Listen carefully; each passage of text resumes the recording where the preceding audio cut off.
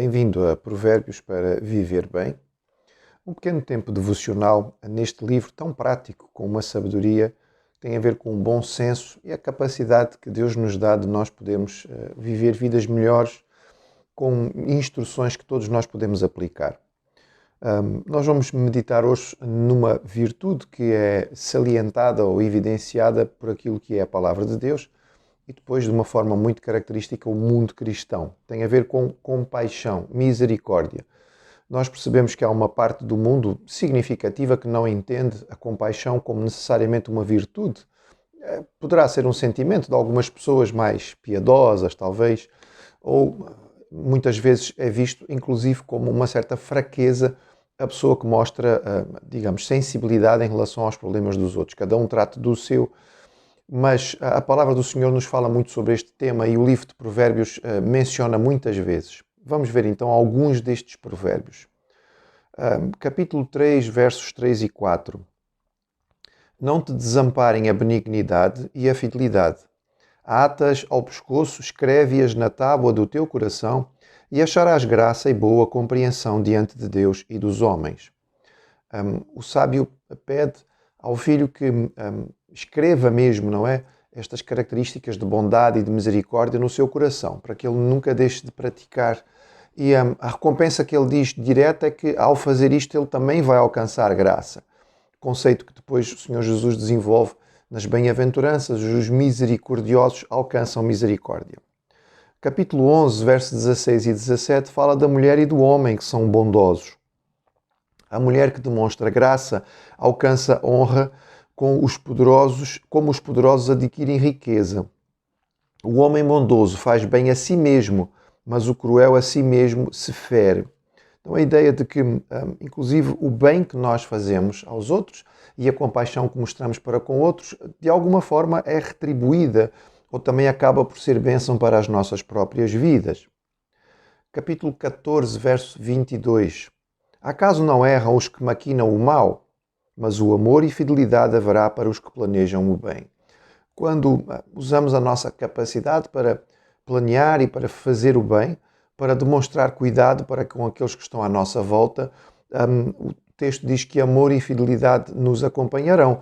A retribuição natural. É verdade, há corações que são ingratos, mas felizmente ainda vivemos numa realidade em que muita gente acaba por retribuir e as palavras e os atos vão recompensar aquele que mostra misericórdia. Capítulo 16, verso 6. Pela misericórdia e pela verdade se expia a culpa, e pelo temor do Senhor os homens evitam o mal. De facto, a misericórdia e a verdade podem levar alguém ao caminho da salvação. Muitas vezes poderá ser esta a forma do crente mostrar um testemunho que alcança a pessoa que não conhece a Deus, porque a sua forma de se postar desperta esta pessoa para alguma bondade que possa existir no mundo. E quando vai à procura disto, percebe que esta bondade não é inata no coração do homem obrigatoriamente, ela não foi algo que tem a ver com a qualidade desta pessoa, mas com o fato desta pessoa ser uma pessoa abençoada e que recebeu, por sua vez, a graça de Deus. Capítulo 19, verso 17. Quem se compadece do pobre, ao Senhor empresta, e este lhe paga o seu benefício. Este é um provérbio bíblico que depois é usado também no conceito popular, não é? Quem dá ao pobre empresta a Deus. Afinal, a base deste provérbio popular está aqui, não são todos, mas no caso este é.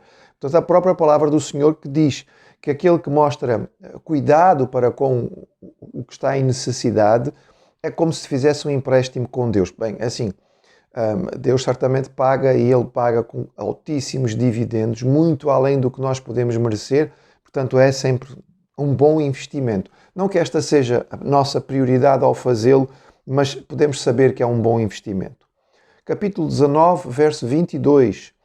O que torna agradável o homem é a sua misericórdia. Hoje em dia, dir-se-ia que o que torna agradável o homem é vestir roupa de marca, ou, não é? Ou estar sempre muito bem apresentado, ou eventualmente ter poder e ter uma posição de destaque, ter um carro de uma marca importante, ou viver num bairro muito chique. Aqui o texto diz que o que torna agradável o homem é a sua misericórdia, porque isto se reflete no seu rosto, se reflete nas suas palavras, na sua atitude. Hoje em dia, com a utilização de máscaras, nós diríamos que se reflete no seu olhar. Os próprios olhos manifestam e mostram uma pessoa através daquilo que é a sua bondade, é manifestada no seu olhar.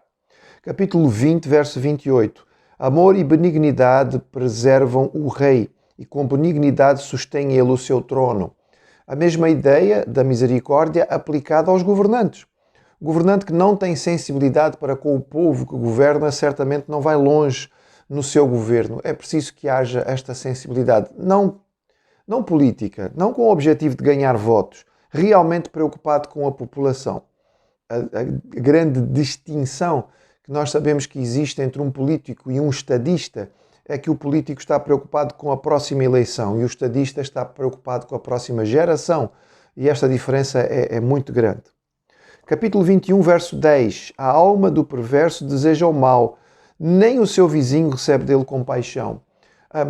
O texto, eu achei interessante este versículo para nós percebermos o contraste. A compaixão, que é dita como algo importante e que deve existir no coração do homem sábio e do homem de Deus, é mencionado aqui, aquele que não tem é classificado biblicamente como perverso. A compaixão deveria ser natural no coração do homem. Quando ela não existe, é sinal de perversidade, de maldade, de crueldade. É sinal de alguma coisa muito ruim. E por fim, o capítulo 21, verso 21. O que segue a justiça e a bondade achará a vida, justiça e honra. As recompensas que são prometidas àquele que demonstra a bondade na sua vida e no seu coração. O crente compreende que a misericórdia e a graça que deve manifestar, ela é fruto da graça que nós recebemos. Não precisaremos nos preocupar ou ficarmos muito, focados em mostrar ou não graça. O que nós deveríamos sim é intensificar a nossa comunhão com Deus e crescer na compreensão daquilo que Ele fez por nós. Quando nós percebemos e somos tocados por aquilo que é o tamanho da graça de Deus por nós, o mostrar graças a outro é natural. A parábola do servo incompassivo. Naturalmente, quando se percebe o tamanho da dívida que nos foi perdoada, a dívida que o outro traz é insignificante. Acabaram de perdoar milhões, deves-me 500 euros, vai à tua vida, não é? Deus te ajude e esquece isso.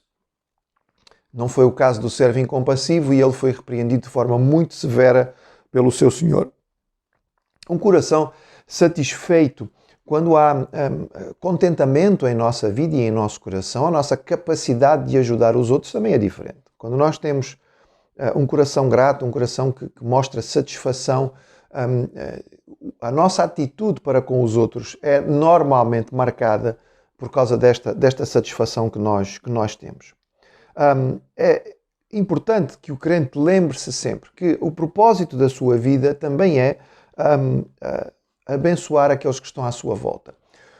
Infelizmente, nós vivemos numa realidade hoje em que parece que o propósito da vida é adquirir mais prazer.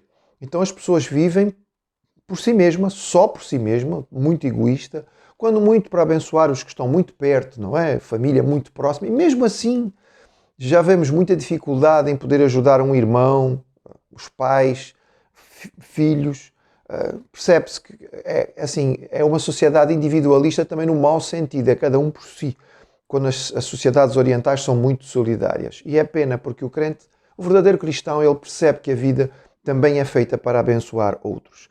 Que esta sensibilidade possa ser muito concreta.